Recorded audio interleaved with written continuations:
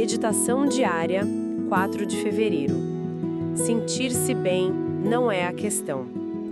Para nós, a recuperação não é só prazer. Texto básico, página 49.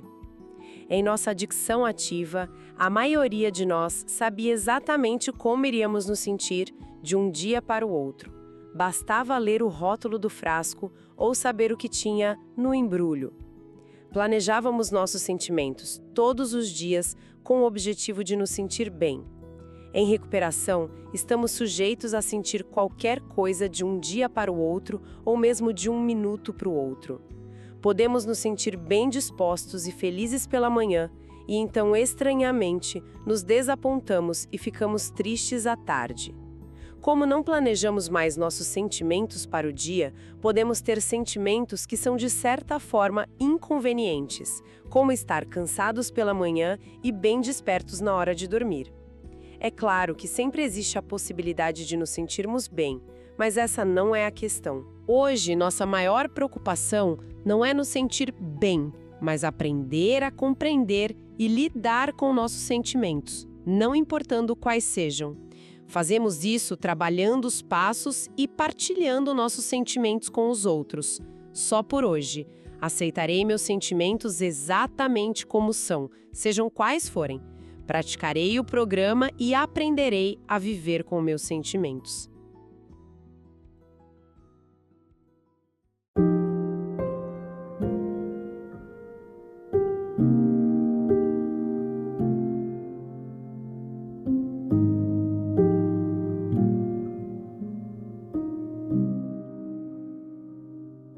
Essa leitura, ela dá um nó na cabeça da gente, né? Porque a vida inteira de um adicto na ativa é uma engenharia complexa. Total. E com um objetivo só: se sentir bem. A gente acordava já planejando como ia manipular o dia para chegar naquele estado. E de repente o programa chega e fala: olha, a meta mudou. O jogo é outro agora. Exato. É uma mudança assim, tão radical que assusta um pouco. A gente fica naquela, tá, mas seu objetivo não é mais me sentir bem, então qual é? É me sentir mal? Como é que a gente processa essa virada de chave? É uma ótima pergunta, porque ela vai no coração do que o segundo passo chama de ser devolvido à sanidade. A gente tem essa fantasia de que sanidade é viver feliz pra sempre, sabe? Sem problemas. Um conto de fadas. Mas na verdade é o oposto. Sanidade é desenvolver a capacidade de viver a vida. Bom, como ela é. Com toda a bagunça de sentimentos que ela traz, sem precisar fugir para a autodestruição. Entendi. Ora, diz assim: não é a recuperação que é dolorosa. Nossa resistência a ela é o que dói. Nossa, isso é forte. É. Ou seja, a dor não vem de sentir tristeza ou raiva. Vem da nossa briga contra o fato de que a gente está sentindo aquilo. A recuperação é um convite para a gente parar de brigar com a realidade. Parar de brigar com a realidade, gostei disso. Então a ideia é que a vida vai ter altos e baixos e tá tudo bem com isso. Não é um defeito do programa se eu acordo meio para baixo num dia. Exatamente. O livro Isto Resulta descreve a vida em recuperação como uma combinação de momentos de alegria com momentos de tristeza. É isso. Simples assim. A meta deixa de ser controlar o tempo, para ser aprender a dançar na chuva. A paz não vem de um dia de sol eterno, sabe? Ela vem de saber que você tem um guarda-chuva e que, bom, a tempestade uma hora vai passar. A gente troca controle por resiliência. Entendi, mas aí a gente cai numa questão muito prática. Vamos pensar em quem está chegando agora. Uma pessoa que passou anos, talvez décadas, usando droga para anestesiar ou fabricar emoções. Sei. Como essa pessoa sequer começa a reaprender a sentir? É tipo ser uma analfabeta emocional e de repente te jogam uma biblioteca inteira no colo. Você não sabe nem por onde começar a ler o que está sentindo. Esse analfabetismo emocional é muito real. O Guia dos Passos reconhece isso. Ele diz que muitos de nós, quando chegamos, já esqueceram como é a experiência de sentir. E a confusão é total. Sim. Tem uma meditação no Só Por Hoje que dá exemplos perfeitos disso. Diz que o que podemos estar sentindo como raiva pode ser simplesmente frustração. Ou O que percebemos como depressão suicida pode ser simplesmente tristeza. A gente não tem vocabulário para se descrever. Exato. E aí, qual é a primeira ferramenta que o programa oferece para essa alfabetização? Qual seria, tipo, o beabá dos sentimentos? O beabá é surpreendentemente simples e, ao mesmo tempo, muito difícil. É pedir ajuda. Abrir a boca. A literatura é muito clara nisso. O primeiro passo é buscar a assistência de nosso padrinho, madrinha ou outros membros de NA, ir a uma reunião e conseguir falar: gente, eu não sei o que estou sentindo, só sei que está doendo. Isso já é um ato de recuperação gigantesco. É admitir o analfabetismo, né? E pedir para alguém te ajudar a ler a primeira página. Isso, exatamente. Vamos combinar mal compreendido o quarto passo. O livro Isto Resulta coloca de um jeito muito direto, fala assim: em recuperação, aprendemos a identificar aquilo que estamos a sentir. É importante darmos um nome aos nossos sentimentos, pois assim poderemos começar a lidar com eles. O quarto passo é exatamente esse processo, é dar nome aos bois. Peraí, que interessante essa perspectiva. Porque a maioria das pessoas vê o quarto passo como um grande acerto de contas com o passado, sabe? Uma lista de todos os erros. Um inventário de defeitos, né? Isso. Mas pelo que você está dizendo, ele também funciona como um dicionário de si mesma? É uma ferramenta para a gente aprender a se ler por dentro? É a ferramenta de alfabetização emocional por excelência. Ele te força a olhar para uma situação e perguntar: tá, mas o que eu senti aqui? Foi raiva? Medo? Orgulho ferido? Vergonha? Entendi. Ao fazer isso várias e várias vezes, você começa a criar um mapa dos seus próprios padrões emocionais. Você deixa de ser passageira dos seus sentimentos e começa a entender como a sua máquina interna funciona. Certo. Então a gente aprende a identificar, a dar nome, mas aí vem a segunda parte que talvez seja ainda mais difícil. O que a gente faz com esses sentimentos, principalmente os negativos? Porque na dedicação ativa o caminho era curto. Sentiu, usou. Direto. O sentimento era um gatilho direto para a ação. Como o programa ensina a gente a criar um espaço entre o sentir e o agir? Você tocou num ponto central da recuperação prática. O programa inteiro é construído em cima dessa ideia. Criar uma pausa, e a literatura mostra como isso funciona. O Guia dos Passos dá um exemplo que eu acho genial. Qual? Um membro chega na reunião, alguém pergunta como ele está e ele responde: horrível. Pela lógica antiga, se ele se sente horrível, ele deveria estar fazendo algo horrível, como eu ia usar. Faz sentido. Sentimento horrível, comportamento horrível. A gente aprende assim. Pois é. Só que o guia aponta que o comportamento dele é bom. Por quê? Porque ele vai à reunião, expressa honestamente como se sente e se aproxima de outro companheiro que o ajudará. Nossa. O sentimento dele é um, mas a ação dele é outra, completamente diferente e construtiva. Essa separação é a revolução que NA propõe. Uau, isso é muito poderoso. E como a gente transforma essa ideia num hábito, para não ser só uma coisa que acontece de vez em quando na sorte? É aí que o 10º passo entra em cena.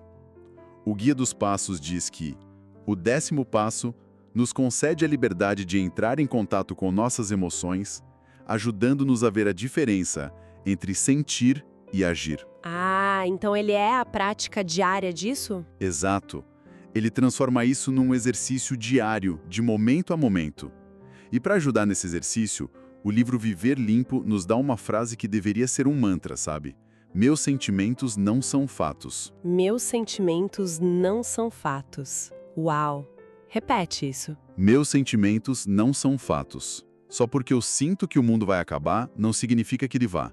Só porque eu sinto uma vontade avassaladora de usar, não significa que eu tenha que usar. O sentimento é real, ele é válido, mas ele não é a verdade absoluta sobre a realidade. Essa simples ideia cria um espaço de manobra. Nesse espaço, a gente pode escolher uma ação baseada nos princípios que a gente está aprendendo e não na intensidade do que a gente está sentindo. Essa pausa, esse espaço, é crucial. Mas vamos ser honestas, quando a dor é muito, muito forte, um luto, uma perda, um desespero profundo, esse sentimento parece o fato mais concreto do universo. Sim, ele domina tudo. E aí bate o maior medo de quem está em recuperação. Como atravessar essa tempestade de dor sem a anestesia antiga? Como o programa nos ajuda a literalmente sobreviver a isso. Esse é o teste de fogo, né?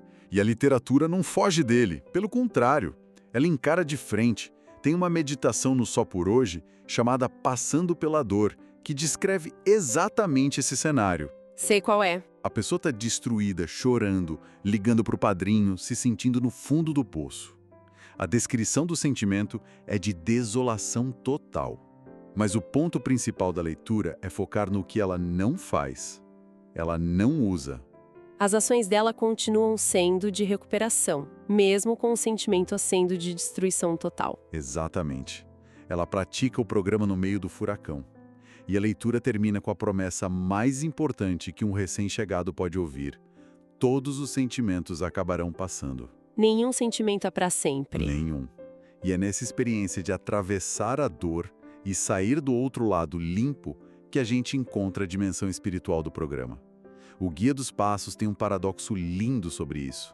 O que começa com dor, termina com alegria e serenidade. Que bonito isso! O caminho para a paz não é desviar da dor, é atravessá-la. E existe alguma ação prática, espiritual para esses momentos de dor extrema? Sim. A literatura sugere levar essa honestidade brutal para a nossa relação com o poder superior. A gente tende a pensar na oração como algo para agradecer ou pedir coisa boa, né? Sim. Mas o Guia dos Passos nos encoraja a partilhar tudo: raiva, medo, ressentimento. É transformar o isolamento do sofrimento num ato de conexão. É dizer, olha, eu não aguento isso sozinho, preciso de ajuda. É aí que a força que não é nossa começa a operar. Sabe, ouvindo tudo isso, me ocorre uma coisa meio maluca.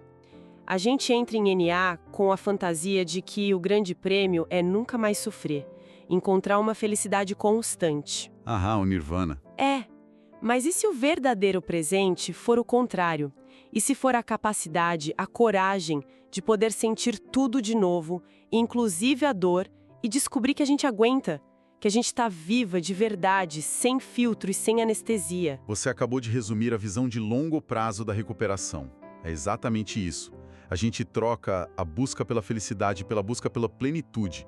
E a plenitude inclui todo o espectro de emoções humanas. Todo ele. Tem uma meditação no Só por Hoje chamada A Maior Dádiva, que diz que a renovada habilidade de sentir emoções é um dos maiores presentes do programa. E o texto faz questão de listar. Isso inclui sentir dor, mágoa, tristeza, raiva, frustração e, o mais importante, passar por isso limpo. Então aquilo que a gente via como uma maldição, a nossa sensibilidade, os nossos sentimentos intensos, pode se tornar uma bênção. Sem dúvida. O entorpecimento da adição é uma prisão cinzenta. Sentir, mesmo que doa, é liberdade. É viver a vida em cores. O livro Viver Limpo tem uma frase que, para mim, fecha essa discussão com chave de ouro. Qual? Hoje eu sei que as consequências de não sentir são muito piores do que as consequências de sentir. Essa é uma verdade que a gente só aprende vivendo a recuperação. O objetivo do programa não é nos livrar dos nossos sentimentos. Como diz outra leitura do Só por Hoje, as ferramentas de INA existem para nos dar a capacidade de sobreviver às nossas emoções. Sobreviver, não eliminar. Não eliminar, não controlar, sobreviver. E ao sobreviver, a gente descobre que é muito mais forte do que imaginava. Isso deixa uma reflexão no ar, então. Talvez a verdadeira força na recuperação não seja a ausência de sentimentos difíceis, mas sim a certeza de que, qualquer que seja o sentimento que a vida nos apresente, nós temos as ferramentas e o apoio para atravessá-lo sem precisar fugir. A liberdade não é não sentir, mas sim ter a capacidade de viver plenamente tudo o que se sente. Queridos ouvintes, vamos por aqui. Lembrem-se, mais será revelado.